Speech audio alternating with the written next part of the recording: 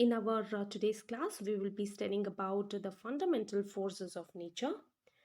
So, if I consider the fundamental force, it means that it is a basic force which we find in the nature.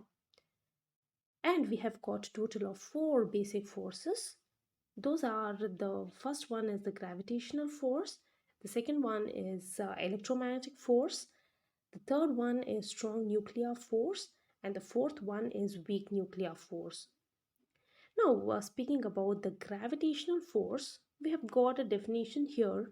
It means that the gravitational force is the force of mutual attraction between any two objects by virtue of their masses. So, it means that there is a force of attraction between any two objects and by virtue of their mass in the sense any two objects which have got mass has got force of attraction it means.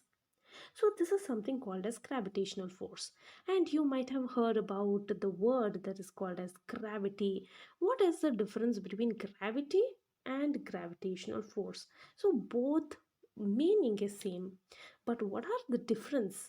It is the force of attraction between the earth, so it is specified to earth and any other body. So there is a force of attraction between the earth and any other body. Yes, anything goes up it comes down, right? So whatever, when it is raining, what happens? The water molecules, water comes down, rain, it comes to the surface of the earth.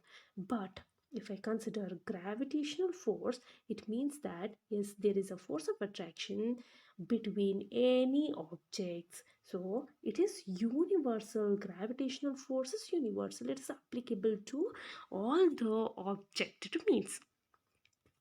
Now you should remember that the gravitational force is the weakest of all the basic forces in nature. So, why is it the gravitational force called the weakest force? For example, if I consider the bird which is flying so freely, and why is it not being attracted by the earth's surface? So this is the reason you can see that gravitational force is the weakest force, because it is not the force which can attract each and every object.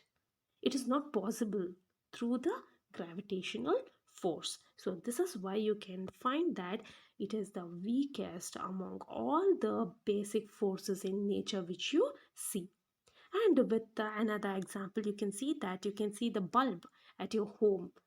Just it's been in its position on the wall. Why can't it come down? You can see a person walking so firmly on the surface of the earth. Why can't the person fall down?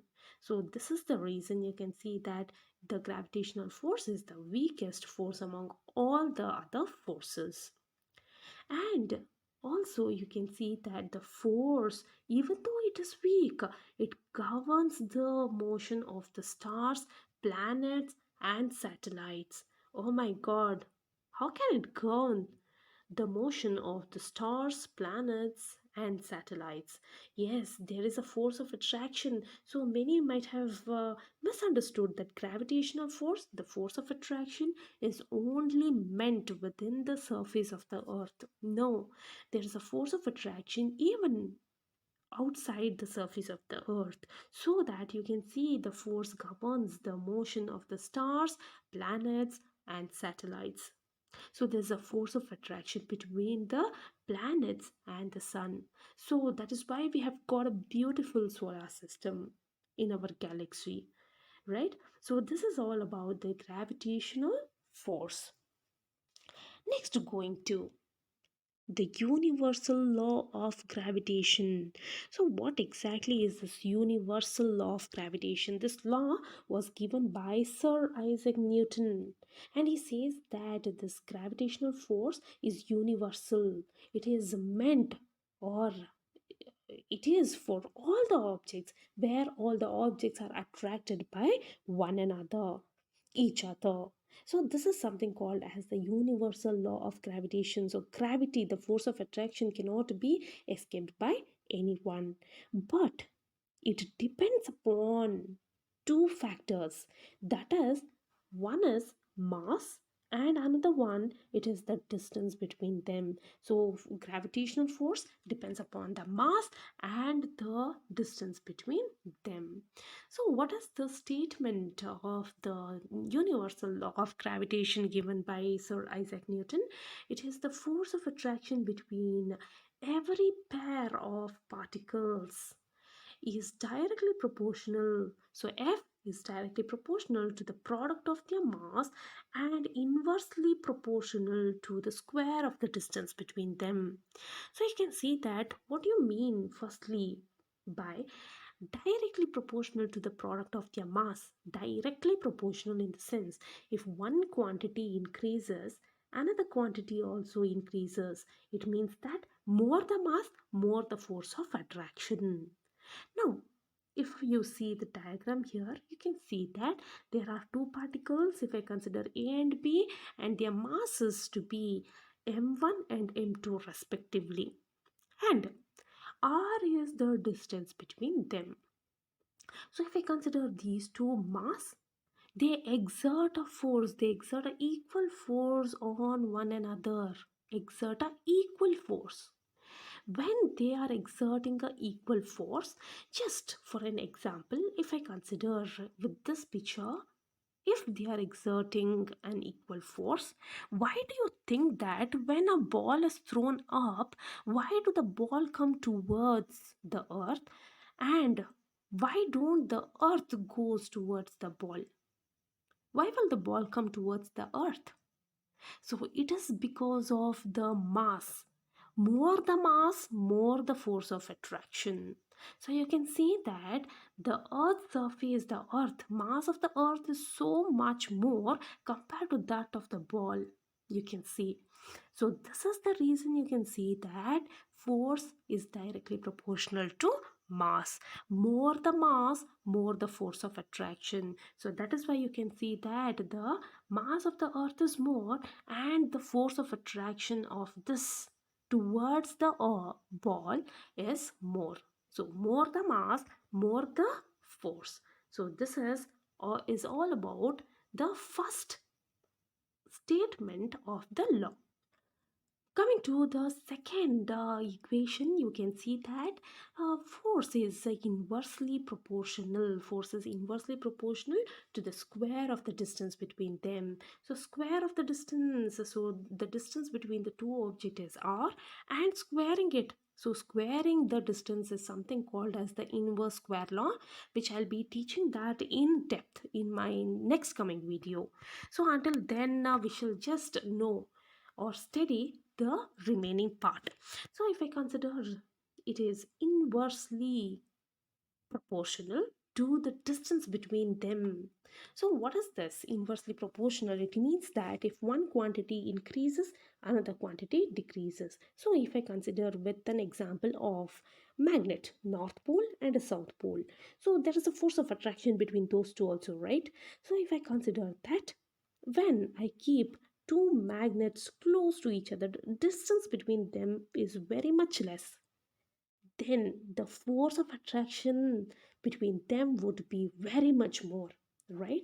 So you can see that the force, the distance between them is very much less, and the force is very much more. It is inversely proportional. And in the same way, if the distance between two magnets are very much far, you can see that the force of attraction becomes lesser and lesser. So this is something called as inversely proportional. Combining both the equation 1 and 2 here, you can find that F is directly proportional to m1, that is the product of their mass, and inversely proportional to square of the distance between them, that is the inverse square law, which I'll be teaching in the next video. And now what happens? I would take out this proportionality constant and I would introduce a equality along with a constant value, that is g, where g value is equals to 6.67 into 10 to the power of minus 11 Newton meter square per kg square. This is known as, this g is called as the universal gravitational constant. So this is all about the gravitational force. So a few characteristics of gravitational forces. The gravitational force between two bodies is independent of the nature of the medium. So, whatever the medium it may be, water, air, vacuum, the force of attraction will never ever stop. Next, if I consider the second characteristic of the gravitational force, it tells you that two bodies does not depend upon the presence of other bodies. So when there is a force of attraction between any two objects, it will never ever depend upon the objects surrounding them or around them. So this is one of the characteristic of gravitational force. Now, another the third one, the third characteristic of the gravitational force, it is the gravitational force is the long range force. What is this long range force? Well, so whatever the distance or the separation between the objects it might be, it is attracting.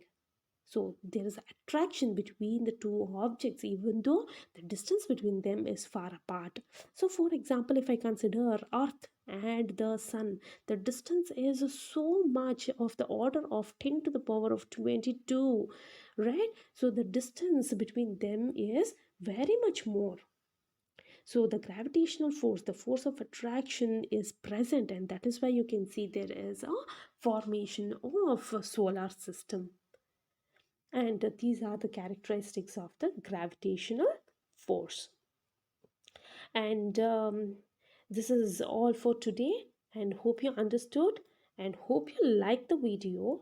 So for more and more videos like this, please do encourage me through liking the video, sharing it, and also do not forget to subscribe my channel.